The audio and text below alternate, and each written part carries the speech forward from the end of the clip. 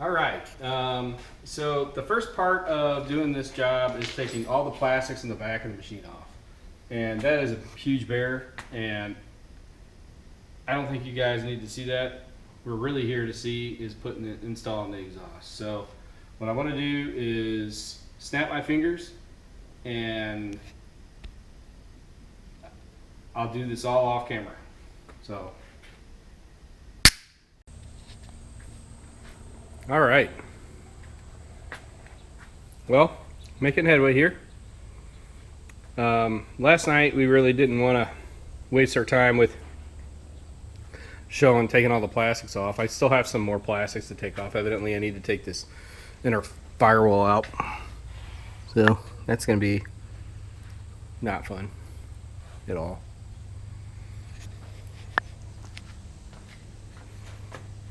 In order to give myself clearance, I guess, to get that header off. So that's what I'm gonna work on now. All right. To show the process kind of doing everything, I've got to take this harness bar out. So I got to get the bolts out of the frame on either side, and then get bolts through here. And then I guess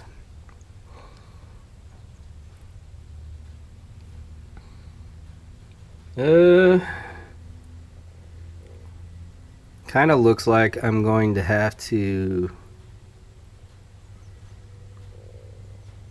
disconnect a bunch of stuff, possibly even the fuel line. It seems a little bit ridiculous. Maybe I can get it out. We'll see. I'll start kind of disconnecting the exhaust heat shield and see where I get. Okay, so definitely got enough room now, so you can see that I can flip that up and get to underneath it. It's still going to be tight, but I should be able to get all that off and then pull the header off and swap the heat shield onto the new header and then start to fit it. So, all right, here we go. All right, so far I've had good luck. They kind of came out. I don't know if you can see that very well. I was able to squeeze it out. So what I had to do, and I also got all the parts out, but you could see the main difference between these.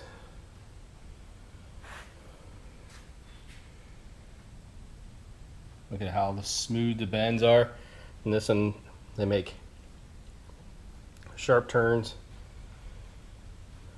And this one right here that I'm pointed at, this one, that one would glow with the stock tune when you were on it for a long time and get it hot. And I think it's because of that sharp bend. So, and I heard a bunch of other people online having that same problem because that engine runs really good. It just needs a freer flowing exhaust system, which is what I'm working on. So, woohoo, good times. All right, I'll put this one down. I have to now cut the stock heat shield to fit the new header. So that appears to be the side.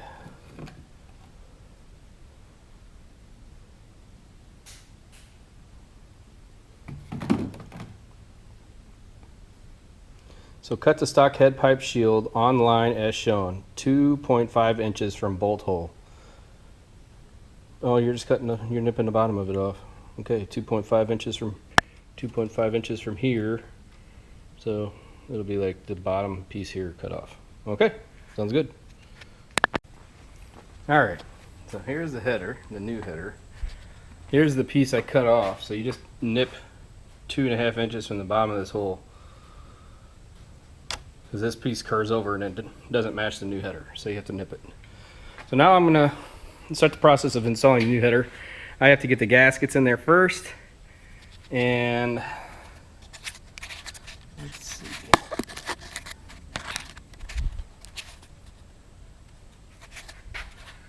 Let's see.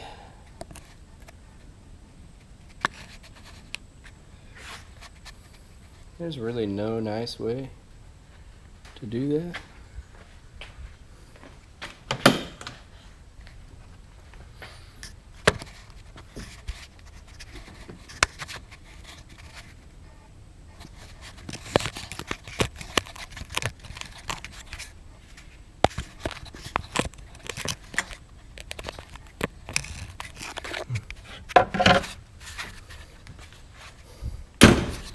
All right, so this one's a little hard to get to with the camera.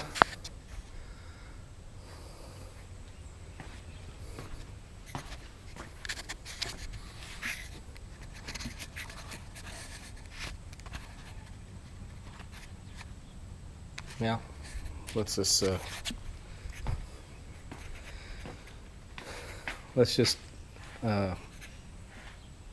pause for a minute, and I'll put it in and tighten the bolts and come back to you. Hello, I just got back from an excursion where I was looking for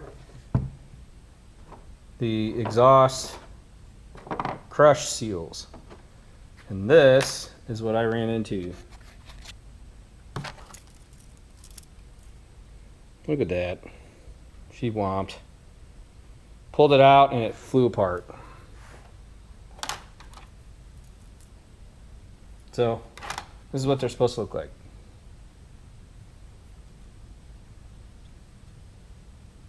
So this is what happens sometimes when you're working on this stuff. So I got an extra couple just in case I mess one up or something. So I figured they were incredibly cheap.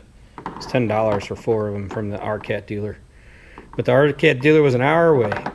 So I had to stop in the middle of the day and go driving across Missouri to go find these things. But thank God somebody got them. So I can still play and continue building. So, all right.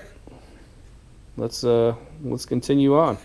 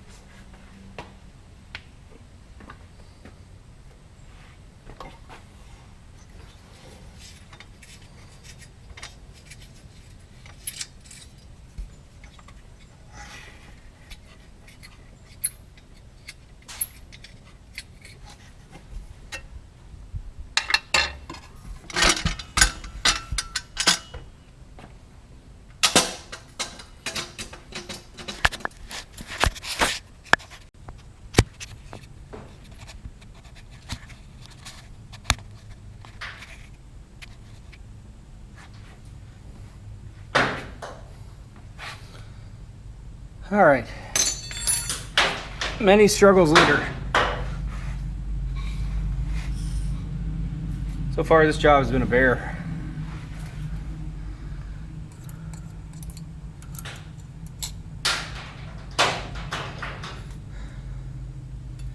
Very tough.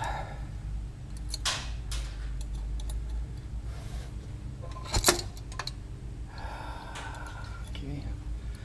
This is supposed to go on here before you tighten everything down.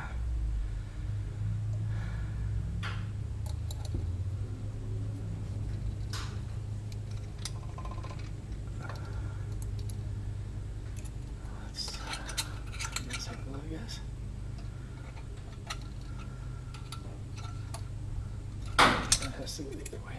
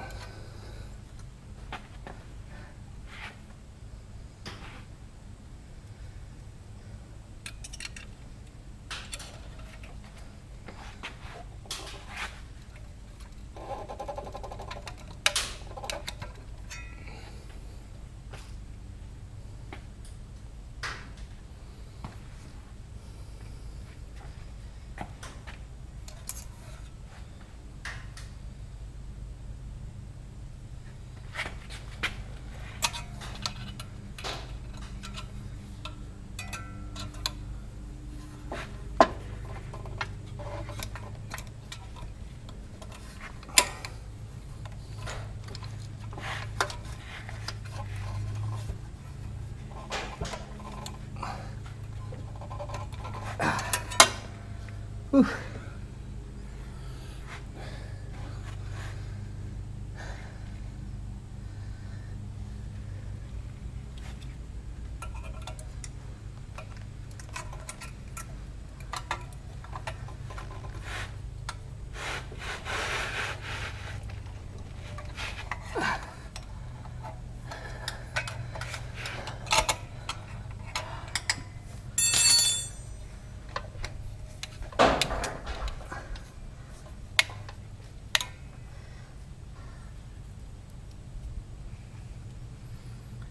Okay,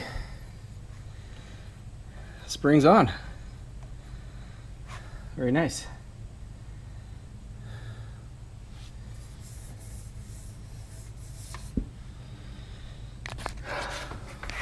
Okay, so the saga continues.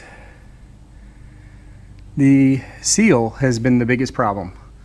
So I'm gonna have to take my time and tighten those down, because I do not want to do that again.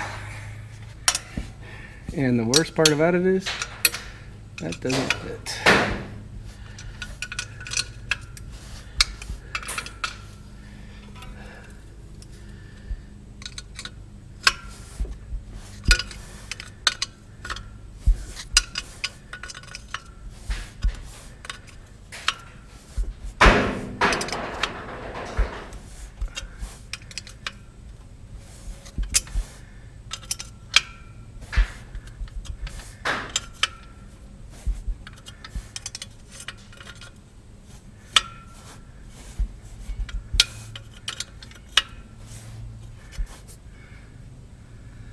Alright, so you get the idea. I'm going to tighten this down off camera because it's going to take a while, but you get the idea.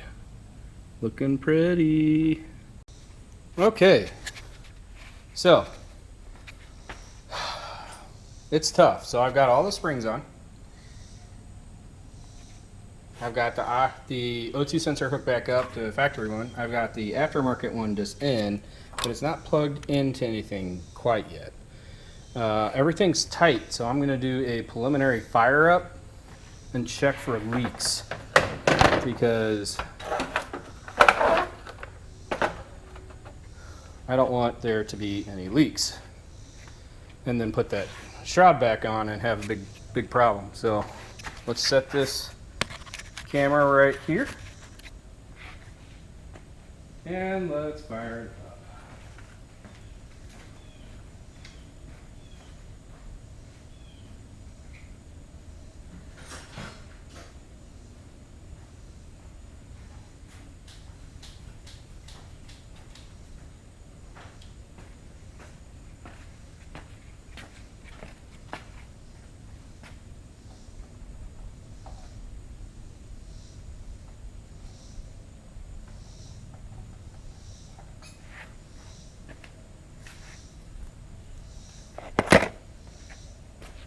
Alright.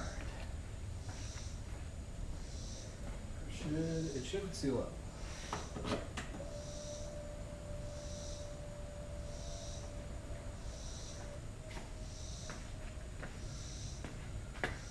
Surefire way to have a fire, misfire. Don't put the plug back in.